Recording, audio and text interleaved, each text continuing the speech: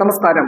Operation തൂഫാൻ വൻ വിജയമായതോടെ ലഹരി മരുന്നുകൾക്കെതിരായ പോരാട്ടം ആഭ്യന്തരമന്ത്രി രമേശ് ചെന്നിത്തല തെന്നിന്ത്യൻ സംസ്ഥാനങ്ങളിലേക്ക് വ്യാപിപ്പിക്കുകയാണ്.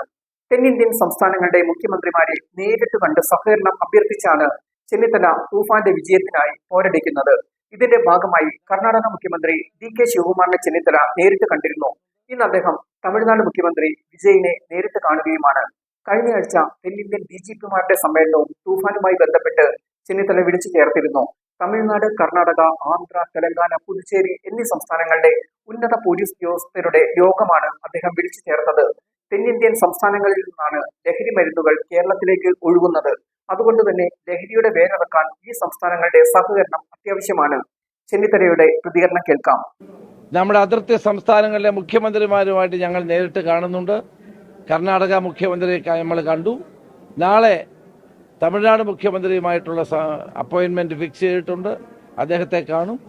ഇനിയുള്ള ദിവസങ്ങളിൽ ആന്ധ്ര, തെലങ്കാന, പുതുച്ചേരി മുഖ്യമന്ത്രിമാരെ കാണും. എല്ലാവരുടെയും സഹായം ഞങ്ങൾ തേടുകയാണ്. കേരളത്തെ രക്ഷിക്കാൻ ഇതാണ് നമ്മുടെ മുമ്പിലുള്ള ഏറ്റവും അടിയന്തരമായ ആവശ്യം.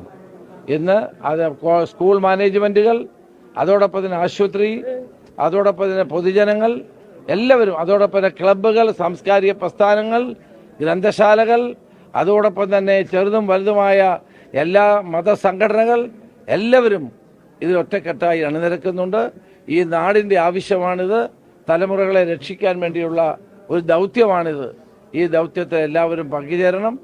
പിടിച്ച മയക്കുമരുന്ന് സാധനങ്ങൾ മുഴുവൻ എറണാകുളത്ത് നമ്മുടെ കമ്മീഷണറുടെ നേതൃത്വത്തിൽ അടുത്ത ദിവസം ഇത് മുഴുവൻ നമ്മൾ ഇല്ലാതാക്കുന്നുണ്ട്, അത് ഭസ്മീകരിക്കുന്നുണ്ട്. അതിന് നടപടി ഉണ്ടാകും. എല്ലാ ജില്ലകളിലും അത്തരം നടപടികളുമായിട്ട് നമ്മൾ മുന്നോട്ട് പോവുകയാണ്.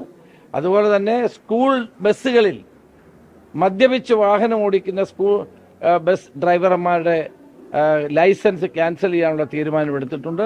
ട്രാൻസ്പോർട്ട് മന്ത്രിയുമായിട്ട് ഈ കാര്യം ഞാൻ സംസാരിച്ചിട്ടുണ്ട്. ഇതൊരിക്കലും അനുവദിച്ചു കൊടുക്കാൻ കഴിയുന്ന കാര്യമല്ല.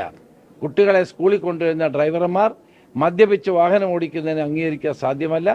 അത് ട്രാൻസ്പോർട്ട് മന്ത്രിയും ട്രാൻസ്പോർട്ട് ഡിപ്പാർട്ട്മെൻറ്റും അതിനെ ഗൗരവത്തിലെടുത്ത് കാര്യങ്ങൾ ചെയ്യുമെന്ന് ഉറപ്പ് നൽകിയിട്ടുണ്ട്.